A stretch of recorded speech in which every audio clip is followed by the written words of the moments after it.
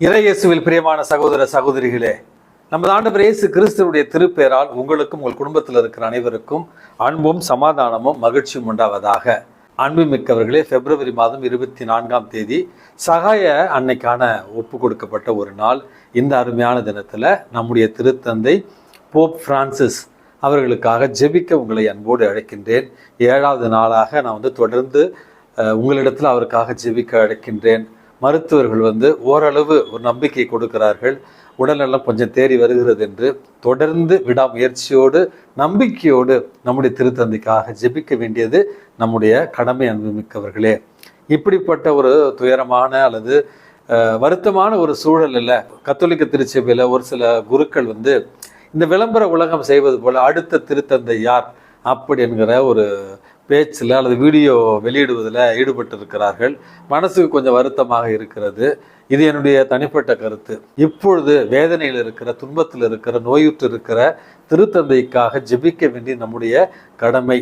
ஏனென்றால் விளம்பர உலகம், அதாவது ஒரு வார்த்தை இருக்கிறது இத்தாலி மொழியில், பாப்பா பிலே அப்படி என்று சொல்வார்கள், பாசி பிலே அப்படி என்று சொல்லுகிற மாதிரி அடுத்தது யார், அடுத்த திருத்தந்தை யார் என்கிற ஒரு விவாதத்திற்கு கொஞ்சம் கூட மனித நேயமே இல்லாமல் விளம்பர உலகம் இன்றைக்கு பேசி கொண்டிருக்கிறார்கள். கத்தோலிக்க கிறிஸ்தவர்கள் கடவுளுடைய சித்தம் எதுவோ அது நடக்கட்டும். இப்பொழுது நமது குடும்பத்தில் ஒருவர் நோயுற்று இருந்தால் எந்த மனநிலையோடு நம்ம இறைவனிடத்தில் ஜெபிப்போமோ, எந்த மனநிலையில் நம்ம இருப்போமோ அந்த மனநிலையோடு திருத்தந்தைக்காக ஜெபிக்க உங்களை அன்போடு கேட்டுக்கொள்கிறேன். அன்புமிக்கவர்களே, பிப்ரவரி மாதம் 24 சகாய அன்னையினுடைய நினைவு நாள் என்று சொன்னேன். நிச்சயமாக நம்மையும் நம்முடைய குடும்பங்களையும் சகாய அன்னையினுடைய அந்த நினைவு நாளில், வணக்க நாளில் அவளிடத்தில் ஒப்பு கொடுத்து திருத்தந்தையினுடைய உடல்நலத்திற்காகவும் ஜெபிக்க இந்த நாளை பயன்படுத்துமாறு உங்களை அன்போடு கேட்டுக்கொள்கிறேன். வழக்கம் போல எங்களுடைய இல்லத்தில், தொன்போஸ்கோ இல்லம் தட்டாஞ்சாவடியில் மாலை 6 மணிக்கு அன்னைக்கான தேர்பவனியும் அதற்கு பிறகு அன்னையினுடைய நினைவாக வணக்க திருப்பலி இன்றைக்கு நிகழும் என்பதையும் மிகவும் மகிழ்ச்சியோடு உங்களுக்கு தெரிவித்துக் கொள்கிறேன்.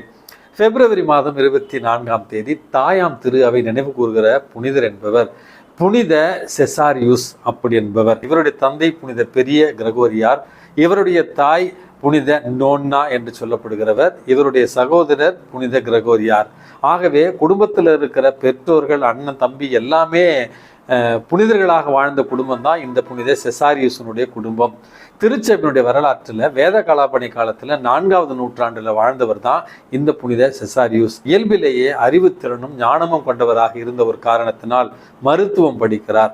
மருத்துவம் படித்து இவர் ஏழை எளியவர்களுக்கு பணியாற்றி கொண்டிருந்த நேரத்தில் இவருடைய திறமையை கண்ட ரோமை அரசன் தன்னுடைய அரசவைக்கு அரசவையில் ஒரு மருத்துவராக இருக்க இவரை வற்புறுத்துகிறார். அரசன் இவரை அரசவை மருத்துவராக அழைத்தும் அதை மறுத்துவிட்டு ஏழை எளியவர்களுக்காக துறவரம் பூண்டு ஏழை எளியவர்களுக்காக மருத்துவ உதவி செய்தவர் தான் இந்த புனித செசாரியூஸ். நம்முடைய உறவுகளில் மருத்துவத்துறையில் இருக்கிற மருத்துவர்கள் மற்றும் செவிலியர்கள் மற்றும் மருத்துவமனையில் பணி செய்பவர்கள் ஏழை எளிய நோயுற்றவர்களுக்காக பணி செய்யவும், இயேசுவை நாம் எப்படி கவனித்துக் கொள்வோமோ அதே மாதிரி நோயுற்றவர்களை கவனித்துக் கொள்ள வேண்டிய ஒரு வரத்திற்காக இந்த புனித செசாரியூஸ் அவர்களுடைய பரிந்துரையால் இன்றைக்கு நம்ம மன்றாடி செபிப்போம். அன்புமிக்கவர்களே, இன்றைக்கு நமக்கு கொடுக்கப்பட்டிருக்கிற நற்செய்தியானது நம்முடைய விசுவாசம், நம்முடைய நம்பிக்கை, நம்முடைய ஜெபம் எப்படி இருக்க வேண்டும் என்பதைத்தான் மிக அழகாக தெளிவுபடுத்துகிறது. இயேசுவிடத்துல தீய ஆவி பிடித்திருந்த ஒரு குழந்தையை அவருடைய தந்தை கொண்டு வருகிறார். அந்த தீய ஆவி பிடித்திருந்த அந்த மகனை திருத்தூதர்களால் குணப்படுத்த முடியவில்லை. இயேசு அந்த இடத்துல திருத்தூதர்களை கடிந்து கொள்கிறார். இன்னும் எத்தனை காலம் தான் அவங்களோடு இருக்க முடியும்? ஏன் உங்களுடைய விசுவாசம் இவ்வளவு குறைவாக இருக்கிறது அப்படி என்று இவரை கண்டவுடனேயே அந்த தீய ஆவி பிடித்திருந்த அந்த சிறுவன் மயங்கி விழுகிறான், பற்களை கடிக்கிறான்.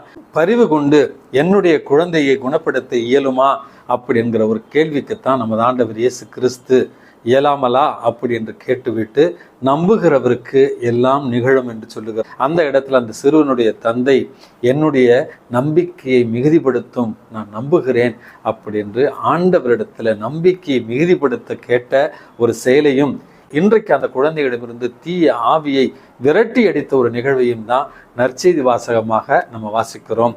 அன்புமிக்கவர்களே, எவ்வளவு ஒரு அழகான ஒரு வார்த்தை!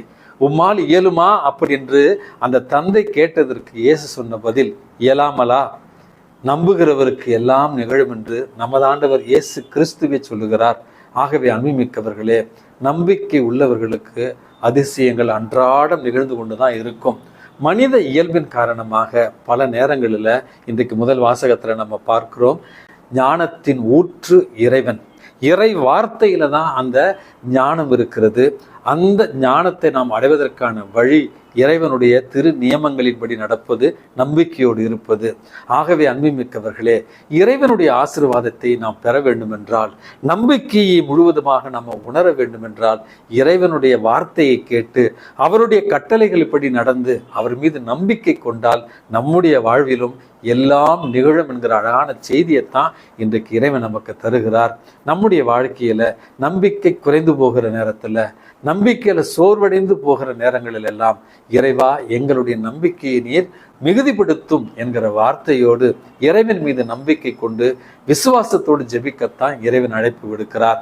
பல நேரங்களில் நம்பிக்கை என்பது நாம் கேட்டதெல்லாம் கிடைக்க வேண்டும் என்பதற்காக அல்ல. சில நேரங்களில் நம்முடைய வாழ்க்கையில நடப்பது என்னவென்று புரியாத நேரத்திலும் எங்களுடைய நம்பிக்கையை மிகுதிப்படுத்தும் என்று புரிவதில் தான் நம்பிக்கை இருக்கிறது. அன்புமிக்கவர்களே, எனக்கு தெரிந்த ஒரு இளம் குருவாக திருநிலைப்படுத்தி 3 அல்லது 4 மாதங்களில் அவர் ஒரு கோர விபத்தில் மரணம் அடைந்து விடுகிறார். இத்தனை ஆண்டுகள் அவரை உருவாக்கி வளர்த்தெடுத்த பெற்றோர்கள் மிகுந்த வேதனையில் இருக்கிறார்கள். அவர்களிடத்துல ஆறுதல் சொல்ல சென்ற நேரத்தில் அந்த தாய் சொன்ன வார்த்தை, என்னுடைய மகன் குருவாக திருநிலைப்படுத்தப்பட வேண்டும் என்று தான் ஆசையோடு இத்தனை ஆண்டுகள் காத்திருந்தேன். கடைசியில் அந்த வரத்தை எனக்கு இறைவன் கொடுத்தார். ஆனால் குருவாக 6 மாதங்கள் மட்டும்தான் என் மகன் வாழ்ந்தான். இறைவன் எடுத்துக்கொண்டார், இறைவன் கொடுத்தார், இறைவன் எடுத்துக்கொண்டார். தொடக்கத்தில் வலியும் வேதனையுமா தான் இருந்தது. கடவுளுடைய திட்டத்தை புரிந்து கொள்ள முடியாத ஒரு சூழல்ல தான் நான் இருந்தேன். ஆனால் இன்றைக்கு இறை திட்டத்தை புரிந்து கொள்ள முயற்சி செய்கிறேன். இறைவா என்னுடைய விசுவாசத்தை ஆழப்படுத்தும், அப்படி என்று தான் ஒவ்வொரு நாளும் ஜெபிக்கிறேன் என்று நம்பிக்கையோடும் விசுவாசத்தோடும் அந்த தாய் இந்த பதிலை என்னிடம் சொன்னார்.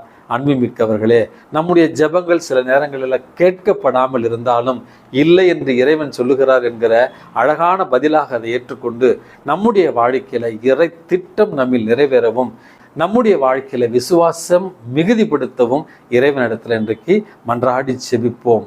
எல்லாம் அல்ல இறைவன், தந்தை, மகன், தூய ஆவி உங்களையும் உங்கள் குடும்பத்தில் இருக்கிற அனைவரையும் நிறைவாக ஆசீர்வதித்து பாதுகாத்து வழி நடத்துவாராக. ஆமேன்.